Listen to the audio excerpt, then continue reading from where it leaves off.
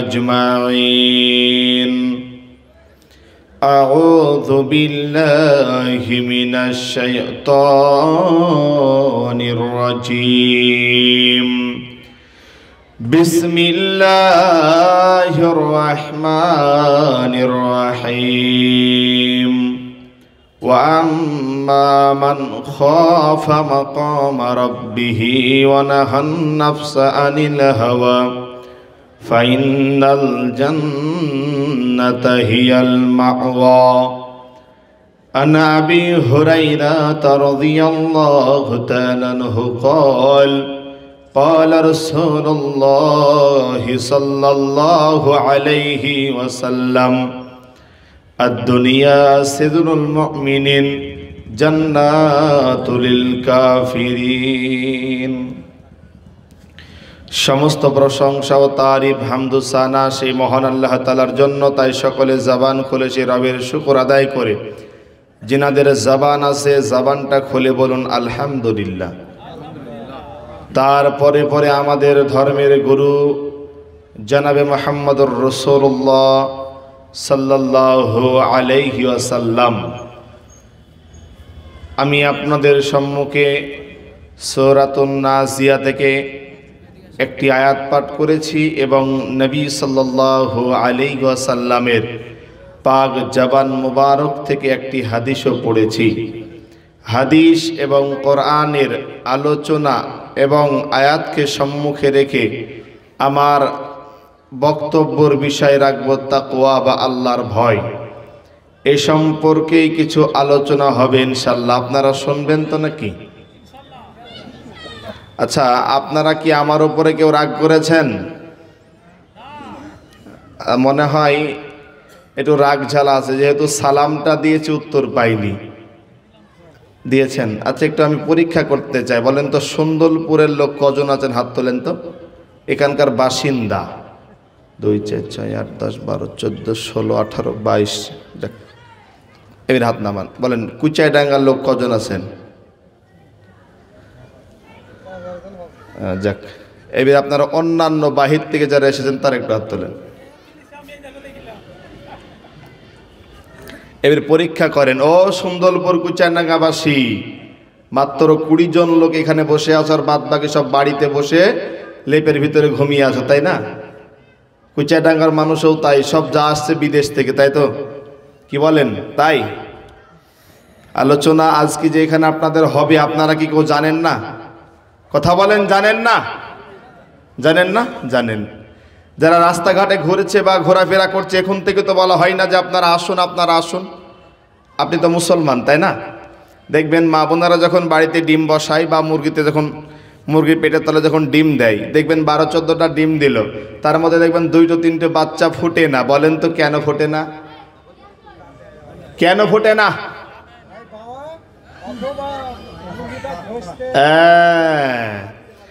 ওই ডিমের 1 নম্বর দোষ হলো ও মুরগির পেটের তলে থাকতে চায়নি।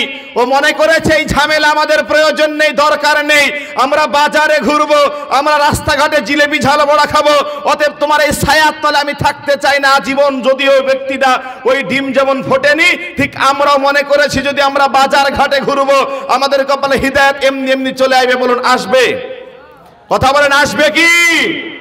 ও মুসলমান, বলতে অবাক লাগে বাবা, আজকে কোরআন এবং হাদিসের আলোচনা যদি হয়, মুসলমানদেরকে বলা হয় আসো আসো আলোচনা শোনো, এমন একটা দিন চলে আসবে তোমাদের সামনে যেদিন তোমরা বলবে আল্লাহর কালামের একটু কথা যখন শুনতে পেতাম অনেকটা আমাদের ভালো হতো। ওই দিন কিন্তু একটাও মানুষ থাকবে না আল্লাহর কালামের কথা শোনানোর জন্য। কথা বলেন ঠিক কি না? একটু জোরে বলেন ঠিক কি না? অনেকক্ষণ ধরে আপনারা বসে আছেন, যে মানুষ কড়াই বসে আছেন আপনারা আগে বসবেন, সামনে বসবেন।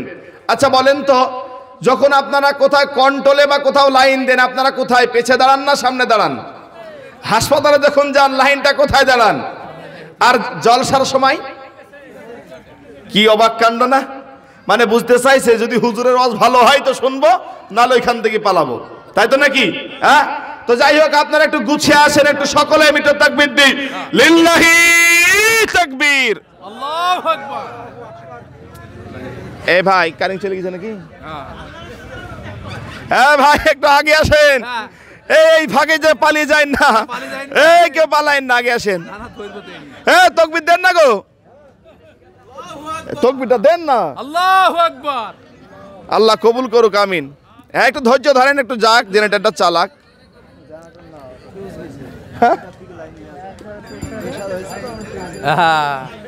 তো যাক, অসুবিধা নাই। তো যাক ভাইজানেরা, আওয়াজ তো ঠিক আছে, মাশাআল্লাহ, আলহামদুলিল্লাহ।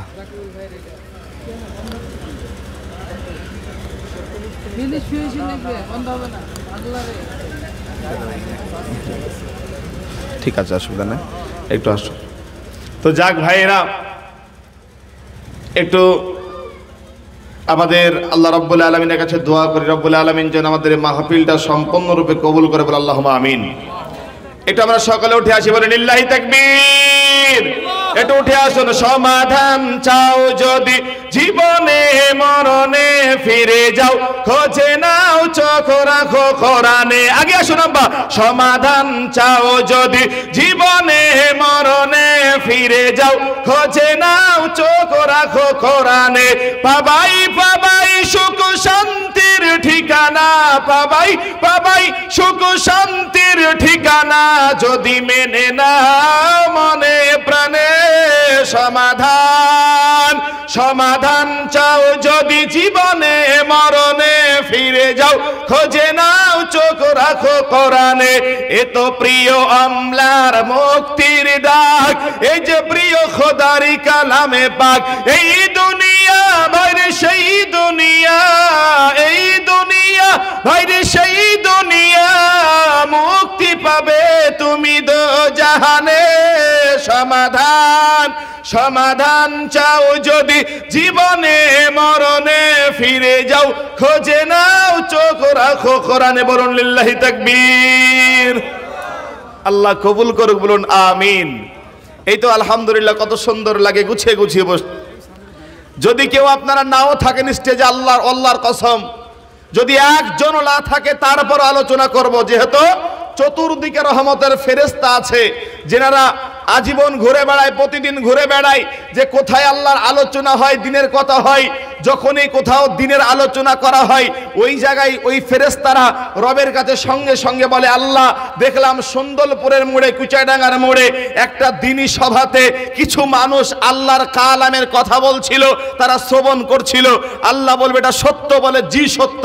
আল্লাহ বলেন, বান্দা শোনো, আজ কি রব আমি তোমাদেরকে সাক্ষী রেখে বললাম, যারা দিনের জন্য শুনতে গিয়েছে এবং তারা মন থেকে শুনেছে, আমি আল্লাহ তাদেরকে মাফ করে দিয়েছি। বলুন সুবহানাল্লাহ। অতএব আমরা মাপের আশা ইনশাআল্লাহ এখানে বসবো, তাই তো নাকি ইনশাআল্লাহ? আল্লাহ পাক কবুল করুক, বলুন আল্লাহুম্মা আমিন। কোরআন থেকে আয়াতটা পাঠ করেছি। আমি আলোচনা শুরুর পূর্বে আমি দুইটা ছোট ছোট উদাহরণ দিব, তারপর আলোচনার দিকে যাব ইনশাআল্লাহ তাআলা। আমি আপনাদের সম্মুখে আজকের আমার সংক্ষিপ্ত বক্তব্যের বিষয় রাখলাম আল্লাহর ভয় বা তাকওয়া। এই সম্পর্কে আলোচনা হবে। তার পূর্বে ছোট্ট একটা কথা বলি। একজন ফিলিস্তিনের ইমাম, ফিলিস্তিন নাম আপনারা শুনেছেন, কে বা নাম শুনেনি?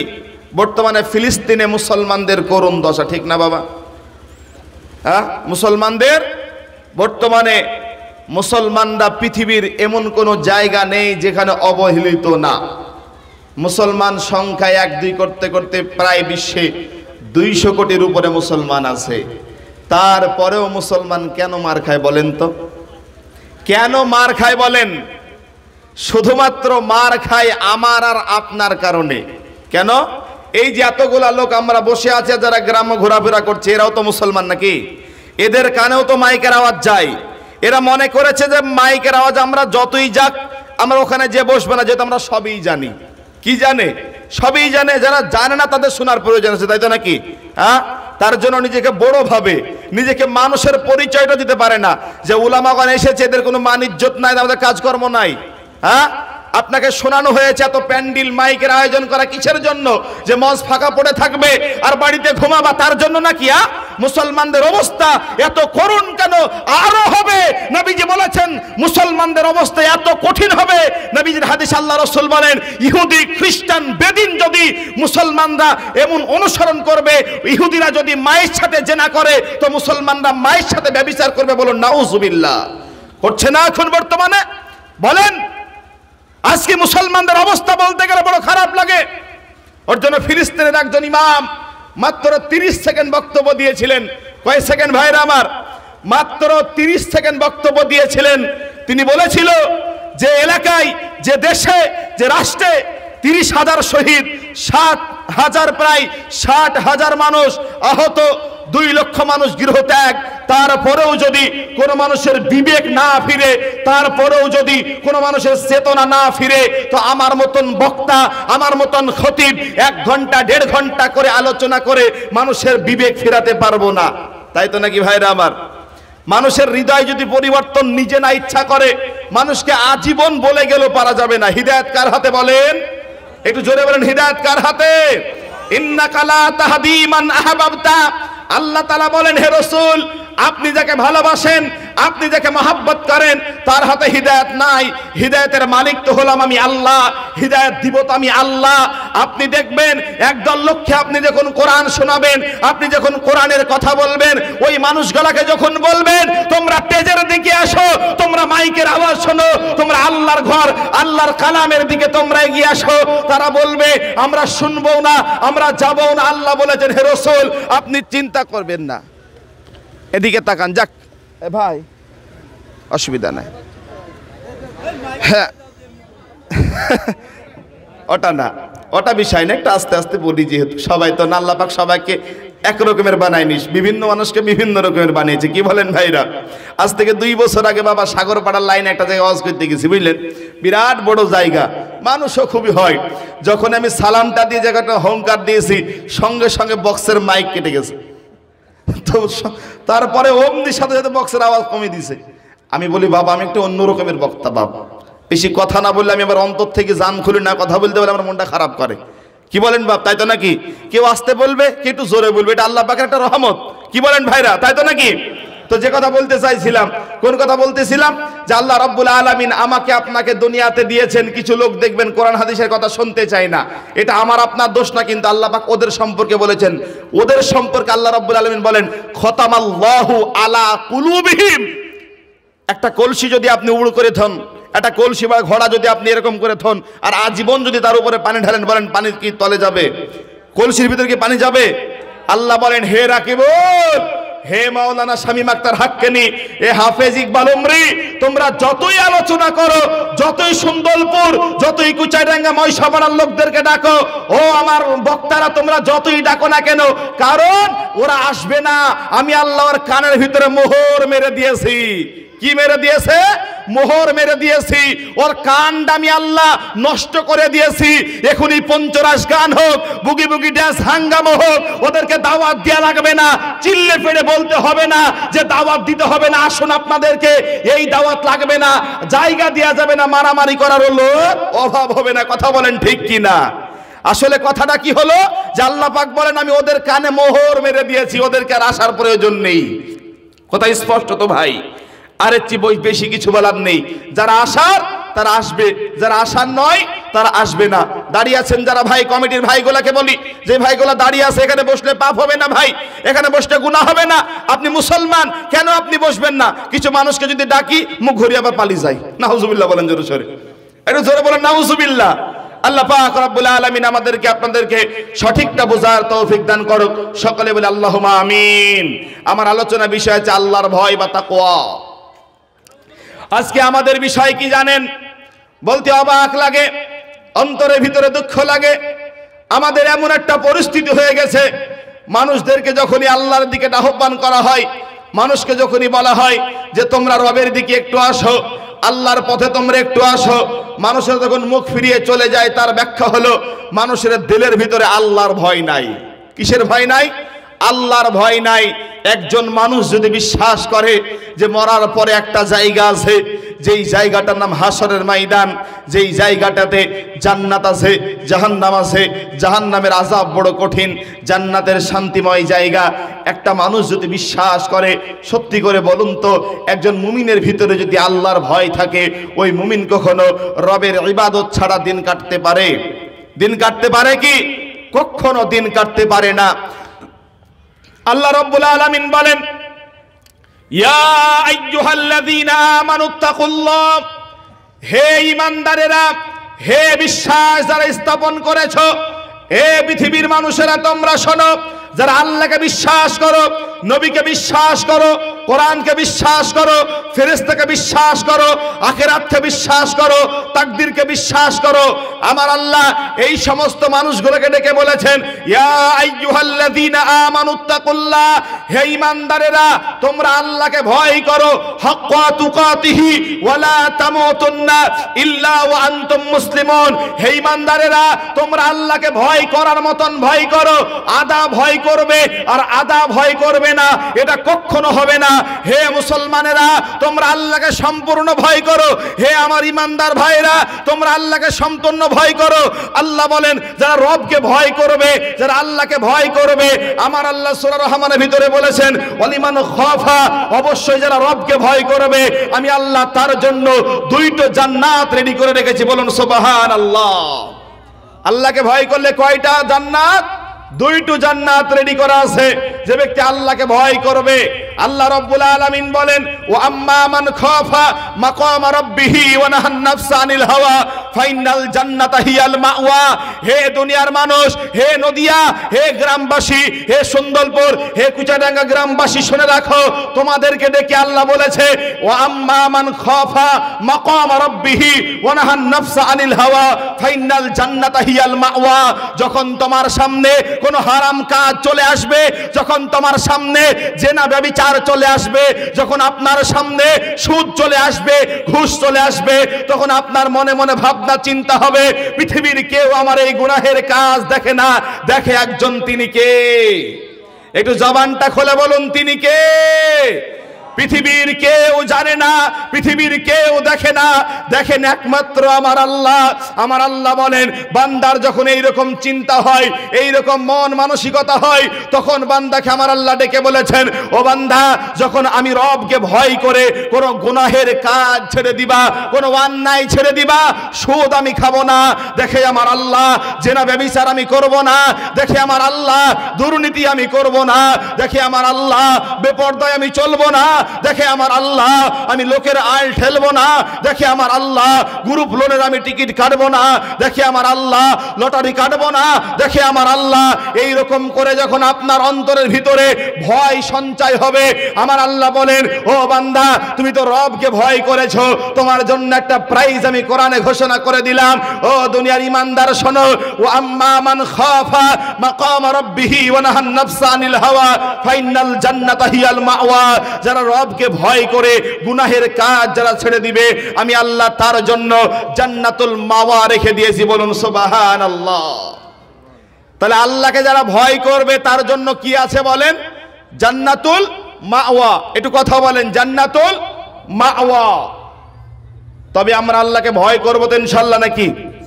ইনশাল্লাহ। হাদিস আপনাকে বলি, ওমর রাদিয়াল্লাহু তাআলা আনহু, ওমর নবীজির একজন বিখ্যাত সাহাবা। ওমর নাম শুনেছেন ওমরের? হ্যাঁ, কত বড় দামি সাহাবা ওমর রাদিয়াল্লাহু আনহু। তিনার একটা আঙ্গুলের ইশারায় এই অর্ধ পৃথিবী, তিনার খেলাফত অর্ধ পৃথিবী তিনার একটা আঙ্গুলের ইশারায় চলতো। বলুন সুবহানাল্লাহ। এত বড় সেই উমর, নবীজি উমর সম্পর্কে বলেছিলেন আমার পরে যদি কোন নবী দুনিয়াতে আসতো তো উমর ইবনুল খাত্তাব নবী হতো। এত বড় পরহেজগার আল্লাহর জমিনে দ্বিতীয়টা তৈরি হয় নাই। এত বড় একজন উমর, উমর ইবনুল খাত্তাব রাদিয়াল্লাহু তাআলা আনহু, নবীজির সামনে, রাসূলুল্লাহর সামনে বসে বসে দিন ইসলামটা শিখেছিলেন। কার সামনে বসে? আল্লাহর নবীর সামনে বসে সাহাবারা বলতেন যে শুধু আমরা লা ইলাহা ইল্লাল্লাহ এই বাক্যটা নবীজির মতন শিক্ষক, ছাত্র হলেন সাহাবারা। সাহাবারা বলতেন আমরা নবীজির মতন শিক্ষকের কাছে লা ইলাহা ইল্লাল্লাহ এই বাক্যটা 13 বছর শিখেছি। কয় বছর? 13টা বছর শিখেছি শুধু লা ইলাহা ইল্লাল্লাহ। আচ্ছা বলেন তো, আমি আপনি কিন্তু লা ইলাহা ইল্লাল্লাহ সবই জানি, জানি না? লা ইলাহা ইল্লাল্লাহ আমরা সবাই জানি। নবীজি বলেছেন মান কানা আখিরি কালিমাতিহি লা ইলাহা ইল্লাল্লাহ দাখালাল জান্নাতা, যে ব্যক্তির শেষ বাক্য লা ইলাহা ইল্লাল্লাহ হবে সে ব্যক্তি আল্লাহর জান্নাতে প্রবেশ করবে। বলুন সুবহানাল্লাহ। অতএব আমরা লা ইলাহা ইল্লাল্লাহ কালেমা বুঝি, তবে আপনার কালেমা আর সাহাবার কালেমা একটু আলাদা। কি বললেন কথাটা? আপনার কালেমা আর সাহাবার রাদিয়াল্লাহু তাআলা আনহুম আজমাইন তিনাদের কালেমা ছিল একটু আলাদা। উদাহরণ আপনাকে দিয়ে একটা বিখ্যাত আলেমে দিন, আল্লাহর প্রিয় বান্দা একজন ব্যক্তি জেলখানায় গেলেন।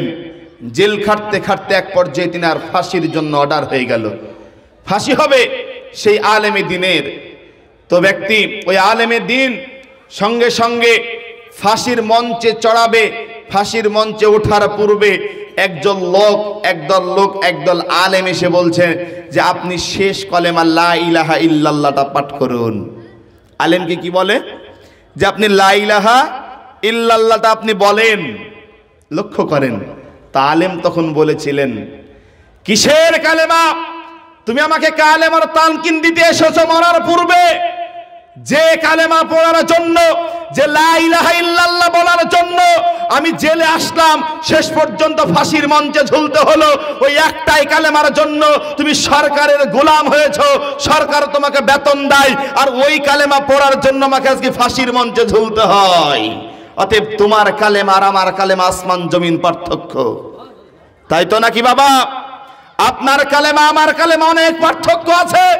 আপনি নিজেকে মুসলমান দাবি করেছেন, আপনার ভিতরে হিংসা, আপনার ভিতরে রাহাজারি, আপনার ভিতরে বদমাইশিতা সর্ব অবস্থায় আপনাকে ঘিরে ধরেছে। আপনার কালেমা আর আমার কালেমা পার্থক্য আছে। আপনি কালেমা পড়েছেন, কালেমা পড়ার পরেও আপনার ভিতরে শয়তানি যায়নি, আর আমি কালেমা পড়ার জন্য আমার নিজের আপন ভাই, নিজের আমার পরিবার, নিজের সমাজ দুশ্মন হয়ে যায়। তাহলে আপনার কালেমা আর আমার কালেমা একটু পার্থক্য আছে। কি বলেন, আছে না নাই? এক কালেমায় হয় রুজি রুটি, আর এক কালেমা হয় ফাঁসি। তাহলে অতএব এই কালেমার অবশ্যই ভাগ কিছু না অবশ্যই আছে। হযরত ওমর এই কালেমা শিক্ষা গ্রহণ করেছিলেন নবীর মতন শিক্ষকের কাছে। 13টা বছর ধরে এই কালেমা শিক্ষা গ্রহণ করেছেন। তা নবীর সাহাবা উমর, নবীজি ইন্তিকাল হয়ে গেলেন, আল্লাহ রাসূল দুনিয়াতে আর বেঁচে নেই। নবীর সাহাবা উমর এসে আল্লাহর নবীর সাহাবা উমর কিছু সাহাবাদের সামনে বলছেন, হে রাসূলের সাহাবারা, তাকওয়া সম্পর্কে আমাকে নসিহত করো, আল্লাহর ভয় সম্পর্কে আমাকে কিছু নসিহত করো। সঙ্গে সঙ্গে একজন ব্যক্তি বলে উঠল, ও নবীর সাহাবা উমর, আপনি কি আল্লাহর ভয় সম্পর্কে আপনি জানেন না? নবীজি কি আপনাকে আল্লাহর ভয় সম্পর্কে কিছু নসিহত করেনি? তখন ওমর রাদিয়াল্লাহু তাআলা আনহু বলেন, না, আপনি আমাকে আল্লাহর ভয় সম্পর্কে একটু বেশি করে নসিহত করুন। আচ্ছা, ওমরের প্রশ্নটা কি বলেন তো? আল্লাহর ভয় কাকে বলে এটা আপনি আমাকে বুঝিয়ে দেন। আচ্ছা, আলোচনা কি বিরক্ত লাগে আব্বা? হ্যাঁ, ওমর রাদিয়াল্লাহু আনহু বলেন যে আল্লাহর ভয় কাহাকে বলে আপনি একটু বলেন। উমারকে তো উমার নবীজি বলেছেন, আমি জান্নাত ভ্রমণ করলাম, জান্নাতের ভিতরে দেখলাম একটি ঘর, যে ঘরটা আছে সোনা রূপো দিয়ে বানানো, যে ঘরের ভিতর থেকে মানুষ দেখা যায়, বাহির থেকে ভিতরে দেখা যায়, এত সুন্দর ঘর, এত চাকচিক্যময় ঘর। আমি জিজ্ঞেস করলাম, ও ভাই জিবরাইল, এই ঘরটা কার? এই ঘরটা কার তুমি বলো। তখন বলছে এই ঘরটা হলো একজন কুরাইশ যুবকের। তখন বলে সেই কুরাইশ যুবক কে? তখন বলে এই কুরাইশ যুবক হলো আপনার নবীর সাহাবা, অতএব আপনার সাহাবা হযরতে ওমর ফারুক। জোরে বলুন সুবহানাল্লাহ। নবীজি জ্যান্ত থাকা অবস্থায় ওমরকে শুনিয়ে দিয়েছিলেন, ওমর, তোমার জন্য আল্লাহর জান্নাতে ঘর দেখে এসেছি। এই ওমর ইবনুল খাত্তাব রাদিয়াল্লাহু তাআলা আনহু, কই আল্লাহর ভয় তাদের ভিতরে ছিল। ওমর বলতেন, যদি মিশরের প্রান্তে একটি কুকুর যদি না খেতে পেয়ে মারা যায়, আমি ওমরকে কিয়ামতের দিন আল্লাহর সামনে জবাবদিহি করতে হবে। ওমরের কাছে কিছু লোক দূর থেকে এসেছে উমারকে দেখতে, উমারের সঙ্গে দেখা করবে। একজন ব্যক্তিকে জিজ্ঞেস করলো রাজ দরবারে এসে, তোমাদের নেতা উমার কোথায় আছে? তখন বলে উমার তো আজকে রাজপ্রাসাদে নাই, দেখেন কোন মরুর প্রান্তে, হয়তোবা কোনো গাছের তলায় ঘুমিয়ে আছে, দেখেন আপনি যে একটু। উমারের খবর দিলেন, যান কোন মরুর প্রান্তে ঘুমিয়ে আছে। আচ্ছা উমার কে আপনার কি বুঝে আসেন? অর্ধ পৃথিবীর খলিফা, অর্ধ পৃথিবী যার আঙ্গুলের ইশারায় চলে, এই মানুষটা বলে যান দেখেন আপনি কোথায় আছে। এইবারে ওই ব্যক্তি কিছু নেতা এসে উমারকে দেখছে, মরুর প্রান্তে একটি গাছ আছে, গাছের তলে উমার নিজের হাতটাকে বালিশ বানিয়ে গাছের তলে শুয়ে আছে। ডাকা হলো, ও আমিরুল মুমিনিন। ঘুম থেকে উঠে তিনি বাড়ির দিকে আসলেন, অনেক দূর থেকে মেহমান এসেছে, একটু খাবারের ব্যবস্থা করতে বললেন। খাবার দিলেন শুকনা রুটি আর জাইতুনের তেল। কি দিলেন খাবার? শুকনা রুটি আর জাইতুনের তেল। মেহমানের সামনেও খাবার, উমারের সামনেও খাবার। মেহমান খাবার মুখে দেয় না, ওমর সেই তেল আর রুটি দিয়ে খাবার খেতে লাগলেন। জাইতুনের তেল তো আপনারা জানেন সামান্য নারকেল তেলের মতন, এই জাইতুনের তেল দিয়ে তিনারা খেতে শুরু করলেন। ওমর ওদের দিকে তাকিয়ে বুঝতে পারলেন, তখন ওমরকে জিজ্ঞেস করলেন আপনার খাদ্য কি এটাই? বলে জি আমার খাদ্য এটাই। বলে আপনি কি কোনোদিন ভালো মন্দ খান না? তখন ওমর বলেছিলেন, ও আজকে আমার দুনিয়ার মানুষেরা শোনো, আমি উমার রাজ দরবারে আছি, আমি আল্লাহর কাছে জবাব দিতে হবে, এই ভয়টা আমার ভিতরে আছে। আমি উমার যদি ভালো মন্দ মাছ মাংস দিয়ে আমি খাদ্য ভক্ষণ করি, আমার গরিব যারা আমার রাজ্যে বাস করে, যারা অসহায় গরিব, তিনারা বছরে একবার হয়তো মাংস জুটে না, মাছ জুটে না। অতএব আমি উমার যেদিন প্রতিটি মানুষের মুখে খাবারের গোস্তের টুকরা তুলতে দিতে পারবো, আমি ওই দিন আমি মাংসের টুকরা মুখে দিব। জোরে বলুন সুবহানাল্লাহ। ইনি ছিলেন সেই আমিরুল মুমিনিন খলিফাতুল মুসলিমিন উমর ইবনুল খাত্তাব। উমর বলেন, ও নবীর সাহাবারা, আল্লাহর ভয় সম্পর্কে আমাকে ওয়াজ নসিহত করো। আল্লাহর ভয় এটা কি জিনিস আমাকে একটু তোমরা শুনিয়ে দাও। তখন একজন সাহাবা বলছেন, ও আমিরুল মুমিনিন, ও খলিফাতুল মুসলিমিন, ও উমর, আপনি কি কোনোদিন দুই পেই রাস্তার আল দিয়ে হেঁটেছেন? দুই পেই রাস্তার আল দিয়ে কোনোদিন কি আপনি চলেছেন? বলে জি আমি দুই পেই রাস্তার আল দিয়ে হেঁটেছি। একজন সাহাবা বলেন, ও উমর, দুই পেই রাস্তার আলের দিকে যদি একদিকে কাটা আর একদিকে কাটা, দুই দিকে কাটা জাতীয় গাছ আছে, আপনি কি করে চলবেন? উমর বলেন, আমি এমন করে চলবো আমার যেন গাটা না লেগে যায়, কাটা যেন আমার গায়ে না লেগে যায়, কাটা যেন আমার গায়ে না ফুটে যায়। আমি আমার গাটাকে, আমি আমার পোশাকটাকে জোড়ো করে নিয়ে চলে যাব। সঙ্গে সঙ্গে একজন ব্যক্তি দেখে বলেন, ও আমিরুল মুমিনিন খলিফাতুল মুসলিমিন, এটাই হলো আল্লাহর ভয়, এটাই হলো রবের ভয়, এটাই হলো তাকওয়া। যখন তুমি দুনিয়া নামক একটা জায়গাতে চলবে, তোমার সামনে চলে আসবে জেনা ব্যভিচার, তখন তুমি নিজেকে গুটিয়ে নিবা। যখন তুমি চলবে, এই যে চলছে ফিস্ট, এই যে চলছে পিকনিক, যুবকদেরকে বলছি, যখন তোমার সামনে বন্ধু বলবে যে তুমি চলো আজকে আমার সঙ্গে পিকনিকে যেতে হবে, ফিস্ট করতে হবে, তখন তুমি ভয় করে রবের কাছে তুমি চলে আসবা, না এই পাপটা করলে আল্লাহ আমাকে দেখবে। এটাই হলো মূলত আল্লাহর ভয়। এটাই কার ভয়? আল্লাহর ভয়। তাহলে স্পষ্ট হলাম যে আল্লাহর ভয় কাহাকে বলে? আল্লাহর ভয় কাকে বলে? তাকওয়া কাহাকে বলে? মুহাদ্দিসগণ এক কথাই বলেছেন, সমস্ত গুনাহ থেকে ফিরে আসার নাম হলো তাকওয়া। বলুন সুবহানাল্লাহ, একটু জোরে বলুন সুবহানাল্লাহ। অতএব নিজেকে হেফাজত করতে হবে পাপ থেকে, নিজেকে মুক্ত রাখতে হবে পাপ থেকে। পাপ থেকে মুক্ত রাখবেন কি করে? আপনার তো গুনাহ হয়ে যায়, তার মানে হলো আপনার ভিতরে রবের মূল ভয়টা নেই, এখনো রবের ভয় আপনার হৃদয়ে পৌঁছায়নি। আপনার যদি ভয় থাকতো অবশ্যই আপনি দুনিয়াতে মূল্যবান মানুষ হতেন, তাই তো নাকি বাবা? মূল্যবান মানুষ হতেন। দেখবেন একটা বাংলায় কথা আছে, সঙ্গ দোষে লোহাও ভাসে। ভাই লোহা কি ভাসে? পানি থেকে লোহা ভাসে। লোহা ভাসে কেন বলেন? যখন একটা শোলা পানির উপরে দিবেন, শোলার উপরে আপনি পেরেক অথবা লোহা থবেন, দেখবেন লোহাটাও ভাসছে। সঙ্গ যদি ভালো হয় আপনার ব্যবহার ভালো হবে। আপনার বন্ধুকে দেখে বুঝে নিব আপনি কি প্রকৃতির মানুষ। আপনার সঙ্গের মানুষটাকে দেখলে বোঝা যায় আপনি 1 নম্বরের না 2 নম্বরের মাল। কথা বলেন ঠিক কি না? কথাটা বলেন তাই তো নাকি বাবা? আমরা মুসলমান খুবই চালাক জাতি। কি জাতি গো?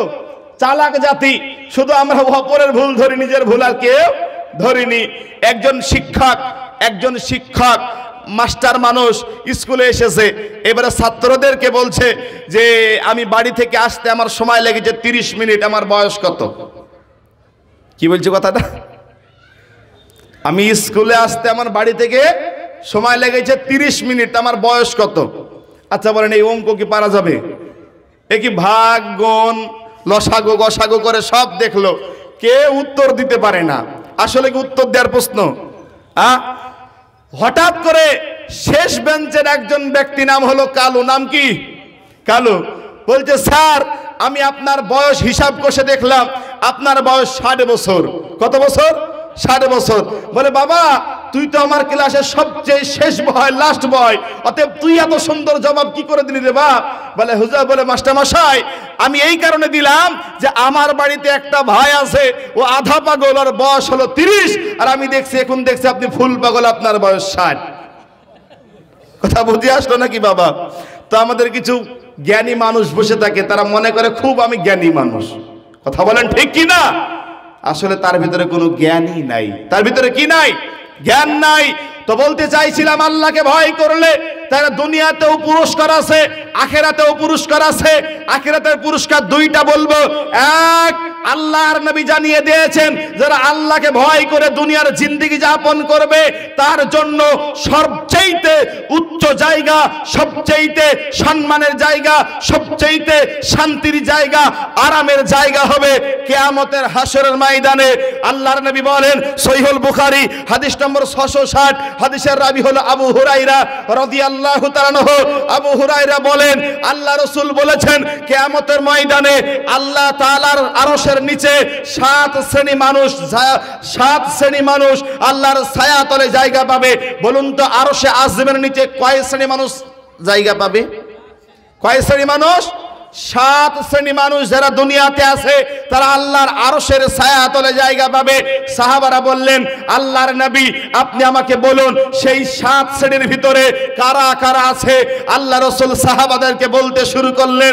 আল্লাহর নবী বলেন, হাসরের বর্ণনা আপনারা শুনেছেন, হাসরের মাঠ কত ভয়ঙ্কর, হাসরের মাঠ কত ভয়ঙ্কর আপনারা সকলেই জানেন। হাসরের ময়দানটা এত ভয়ঙ্কর হবে, কোরআন জানিয়ে দিয়েছেন, ওয়াতারান নাস সুকারা, ওই দিন মানুষগুলোকে মাতালের মতন দেখবে, তারা মদ পান করেনি, তারা মাতাল হয়ে যায়নি। আল্লাহ তাআলা সূরা হজ্জের 2 নম্বর আয়াতে বললেন, ওই দিন তার মা, একটা গর্ভবতী মহিলা গর্ভপাত করে ফেলবে। আল্লাহর আযাব দেখে ওই আসমানের সূর্যটা জমিনের উপরে নেমে আসবে, গোটা হাসরের ময়দানটা পুরো তামা হয়ে যাবে। গোটা হাসরবাসী একটাই কথা থাকবে, ইয়া নাফসি ইয়া নাফসি, আমরা কোথায় যাব? কে আমাদেরকে দেখবে? কার আমরা আশ্রয় জায়গা পাবো? একটাই জিকির থাকবে, ইয়া নাফসি ইয়া নাফসি। আল্লাহর নবী বলেন, ওই সময় মানুষের এতটাই কঠিন হয়ে যাবে, ওই সময় একটা শিশু বৃদ্ধই পরিণত হয়ে যাবে। আল্লাহর আযাব দেখে এত কঠিন জায়গা হবে, মা তার সন্তানকে বলবে, তোমাকে আমি চিনি না, তোমার পরিচয় আমি জানি না। কোরআন বলল, আল্লাহ তাআলা কোরআনে বলে দিয়েছেন, ওই দিন তার মা তার সন্তানকে বলবে, আমি আজকে তোমাকে চিনি না, দুনিয়াতে তোমাকে জন্ম দিইনি। কোরআন জানিয়ে দিয়েছেন, ইয়াসআলু হামিমুন হামিমা, কেউ কারোর পরিচয় দিবে না, কেউ কারোর সঙ্গী হবে না, কোন বন্ধু কারোর বন্ধুর সঙ্গী হবে না, কোন বন্ধু তার বন্ধুর পাশে থাকবে না। কোরআন বলেছে, ইয়াউমা ইয়াফিরুল মারউ মিন আখি ওয়া উম্মিহি ওয়া আবি ওয়া সাহিবাতিহি ওয়া বানি। ওই দিন মা তার সন্তানের কাছে যে বলবে, ও আমার গর্ভধারিণী মা, ও আমার দুধ দিয়া মা, ও আমার মা, কলিজার মা, আমি তোমার সন্তান, আমি দুনিয়াতে তোমার সন্তান নামে পরিচয় হয়েছি, একটু তোমার পদতলে একটু জায়গা দে মা। তখন মা বলবে, আমি দুনিয়াতে বিবাহ করিনি। বাপের কাছে যে বলবে, ও আমার আব্বা জান, আপনি আমাকে মানুষ করবার জন্য নিজের মাথার ঘাম পায়ে ফেলে দিন রাত 24টা ঘন্টা আপনি মানুষ করেছেন, আমাকে কাজ করেছেন, কাজ করে আপনি আমাকে মানুষ করিয়েছেন, একটু আমাকে পরিচয়টা আপনি দেন। ওই দিন বাপ বলবে, আমার কোনো দুনিয়াতে বেটা পরিচয় দিবে না, বেটা ছিল না, এই বলে অস্বীকার করবে। পৃথিবীর ভিতরে শ্রেষ্ঠ শ্রেষ্ঠ জিনিস হলো মা। মা আপনাকে পরিচয় দিবে না, নিজের সন্তান নিজের মায়ের চাইতেও, মায়ের সন্তান নিজের জানের চাইতেও মায়ের কাছে দাম বেশি হয়। ওই মা বলবে বেটা আজকে তোমাদেরকে আমি চিনি না, আজকে তোমাকে আমি জানি না। অতএব সেই অবস্থাতে আমাকে আপনাকে যেতে হবে হাসরের ময়দানে, কিয়ামতের ময়দানে। রব্বুল আলামিন বলবেন ওই দিন কোনো মানুষের ছায়া থাকবে না, কোনো আরশে আজিমের নিচে ছায়া থাকবে না, শুধুমাত্র আল্লাহর আরশের ছায়া ব্যতীত কোথাও কোনো ছায়া থাকবে না। এই আরশে আজিমের নিচে এমনও ভাগ্যবান দুনিয়াতে ছিল, ওই 7 শ্রেণী মানুষকে আল্লাহ তাআলা আরশে আজিমের নিচে জায়গা দিবে। বলুন সুবহানাল্লাহ। কয় শ্রেণী মানুষকে ভাইজান আমার? 7 শ্রেণী মানুষকে। এক সময় সংক্ষিপ্ত ছেড়ে দিয়ে বলবো টাইমের ভিতরে, যেহেতু আমার পরে অনেক ভালো ভালো আলোচক বক্তা আছেন, কোরআন এবং হাদিসের কথা বলবে। এক, নবীজি বলেন ইমামুল আদাল, ন্যায় পরায়ণ বিচারক, দুনিয়াতে ন্যায় পরায়ণ ভাবে বিচার করেছিল। 2, ওই ব্যক্তি যে ব্যক্তি আল্লাহর জন্য সম্পর্ক করেছিল এবং আল্লাহর জন্য সম্পর্ক নষ্ট করেছিল। 3, ওই ব্যক্তি যে ব্যক্তি ছোট কাল থেকে যৌবনকালটা আল্লাহর রাস্তায় কাটিয়ে দিয়েছে, ওই যুবক আল্লাহর আরশে আজিমের নিচে ছায়া তলে জায়গা পাবে। 4, নবীজি বলেন ওই ব্যক্তি যে ব্যক্তির অন্তরটা, যে ব্যক্তির কল্পটা সদা সর্বদাই আল্লাহ তাআলার মসজিদের সাথে লেগে থাকতো, মসজিদের সাথে সম্পর্ক থাকতো, ওই ব্যক্তি আল্লাহর আরশের ছায়া তলে জায়গা পাবে। 5 নম্বর আল্লাহ রাসূল বলেন ওই ব্যক্তি আল্লাহর আরশের ছায়া তলে জায়গা পাবে। কোন ব্যক্তি? কোন একজন যুবককে বলে এ যুবক তোমাকে জেনা করতে হবে, সম্ভ্রান্ত ঘরের মেয়ে, দেখতে সুন্দরী, টাকা পয়সা আছে। ওই ব্যক্তি যুবককে সে বলছেন যুবক আমার সাথে জেনায় লিপ্ত হতে হবে, আমার সাথে তোমাকে গুনাহ করতে হবে। তখন যুবকটা বলেছিল আমি পৃথিবীর মানুষকে ভয় করিনি, ভয় করি আমার আল্লাহকে। বলুন সুবহানাল্লাহ। ভয় করি আমার আল্লাহকে। অতএব আল্লাহর ভয়ে আমি ওই মেয়ের সাথে খারাপ কাজ করিনি, গুনাহের কাজ করিনি। আল্লাহর রাসূল জানিয়ে দিয়েছেন 5 নম্বরে ওই যুবককে আল্লাহ আরশে আজিমের নিচে ছায়াতলে জায়গা দিবে। 6, আল্লাহ রাসূল বলেন যে মানুষ ডান হাত দিয়ে দান করবে, বাম হাত জানতে পারবে না, এই মানুষকে আল্লাহ আরশে আজিমের নিচে ছায়াতলে জায়গা দিবে। 7 নম্বর যেটা বিষয়ের সঙ্গে সম্পর্ক, নবীজি বলেন 7 নম্বরে ওই ব্যক্তি পৃথিবীর সব মানুষ ঘুমিয়ে যেত, পৃথিবীর যত মানুষ আছে সবাই ঘুমিয়ে যেত, পৃথিবীর যা আছে স্ত্রী পুত্র ছেড়ে বান্দা তখন একলা নিরালা জায়গায় উঠে মসজিদে যে 2 রাকাত নামাজ পড়ে রবের কাছে 2 হাত তুলে বলতো হে পরওয়ারদিগার, হে রব্বুল আলামিন, জীবনে অনেক গুনাহ করেছি রব, আমার জীবনের এতই গুনাহ হয়ে গেছে আল্লাহ, এই গুনাহ যদি আসমানওয়ালা জেনে নেয়, জমিন যদি জানে, মা যদি জানে আমার কত গুনাহ হয়েছে, আমাকে মা সন্তানের পরিচয় দিবে না। আব্বা যদি জানে আমার কত গুনাহ হয়েছে, আব্বা আমাকে ছেলের পরিচয় দিবে না। পাড়াওয়ালা যদি জানে আমি কি গুনাহ করেছি রব্বুল আলামিন, আমাকে পাড়ার বন্ধু বান্ধব আমার সঙ্গী হবে না। আমি এমন গুনাহ করেছি রব্বুল আলামিন, যদি আমার শিক্ষক জেনে নেয় ছাত্র বলে পরিচয় দিবে না রব। গোপনে গুনাহ করেছি, প্রকাশ্যে গুনাহ করেছি আল্লাহ, তুমি আমার গুনাহ সম্পর্কে অবগত আছো। আমার আল্লাহ বলেন বান্দারে কুল ইয়া ইবাদিয়াল্লাযী আসরাফু, হে আমার বান্দা যারা অন্যায় করেছিস, পাপ করেছিস, জুলুম করেছিস, নিজের নফসের সাথে গুনাহ করেছিস, ও বান্দা তুমি যদি আমার কাছে ফিরে আসো, ইয়া আইয়ুহাল্লাযীনা আমানু তুবু ইলাল্লাহি তাওবাতান নাসুহা, একবার যদি রবের কাছে ফিরে আসো, এসে যদি তুমি বলো আল্লাহ আমি জীবনে এমন অন্যায় করেছি যে অন্যায়টা পৃথিবীর মানুষ কেউ জানে না, যে অন্যায় গুনাহ সম্পর্কে রব্বুল আলামিন তুমি শুধু জানো। আল্লাহ বলে বান্দারে তুবু ইলাল্লাহি তাওবাতান নাসুহা, এসে আমার কাছে তওবায়ে নাসুহা কর। একবার বল যে আল্লাহ জীবনে আমি জিনা করেছি, মদ খেয়েছি, সুদ খেয়েছি, এই কথা বলে আপনি রবের কাছে 2 হাত তুলে যখন অঝর নয়নে কান্না করেছেন, চোখের পানিতে আপনি বুকটা ভাসিয়ে দিয়েছেন, আল্লাহর ভয়ে চোখের পানি ফেলেছেন। আল্লাহ রাসূল বলেছেন যারা আল্লাহর ভয়ে, যারা রবের ভয়ে গুনাহ করে আল্লাহর কাছে তওবা করে, ওই চোখের পানিতে আল্লাহর কাছে ক্ষমা চায়, ওই বান্দার নাকের ডগায় পানি আসার আগে আগে আমার আল্লাহ ওই বান্দাকে ক্ষমা করে দেয়। বলুন সুবহানাল্লাহ। তাহলে 7 নম্বরে কোন ব্যক্তি ভাইরা আমার? যে ব্যক্তি গুনাহ করার পর আল্লাহর ভয়ে চোখের পানি ফেলে, এই ব্যক্তি আরশে আজিমের নিচে ছায়াতলে জায়গা পাবে। বলেন আমরা আল্লাহর কাছে আরশের নিচে ছায়া পেতে চাই কি চাই না ভাই? একটু জোরে বলেন চাই কি চাই না? ইনশাআল্লাহ আমরা চাই তো নাকি? তো যাই হোক, আমি যে কথাগুলো বললাম আমি যে কথাগুলো শোনালাম, যে আপনাদেরকে একটাই কথা বললাম যে আমরা দুনিয়াতে আল্লাহকে ভয় করে চলতে হবে, দুনিয়ার জিন্দেগিতে রবকে ভয় করে চলতে হবে। আল্লাহকে ভয় করলে দুনিয়াতে উপকার আছে, তার মধ্যে দুনিয়াতে একটা উপকার হলো যদি আপনি আল্লাহকে ভয় করেন তাহলে আপনি কোথাও লাঞ্ছিত অপমানিত হবেন না, বলুন সুবহানাল্লাহ। অতএব আল্লাহ পাক রব্বুল আলামিনকে যেন আমরা আল্লাহর হক আদায় করে ভয় করতে পারি, আল্লাহ পাক রব্বুল আলামিন যেন আমাদেরকে রবের ভয় অনুযায়ী চলতে পারে। সকলে জবানটা খুলে বলুন আমিন।